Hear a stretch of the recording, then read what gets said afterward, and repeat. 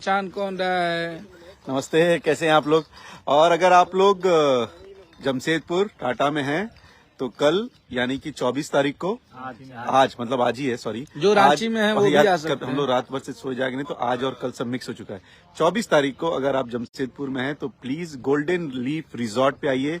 शाम को 7:30 बजे से हम लोग एक चीज सेलिब्रेट करने हैं जिसका नाम है खेसारी नाइट्स विद सारेगामा। तो आप आइए गोल्डन लीफ रिजॉर्ट में, एंट्री एब्सोल्युटली फ्री है।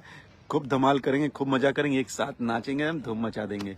बोलिए गाना का नाम बोलिए। और हाँ, गाना रिलीज हो रहा, अभी सुबह 6 बजे हो जाएगा रिलीज।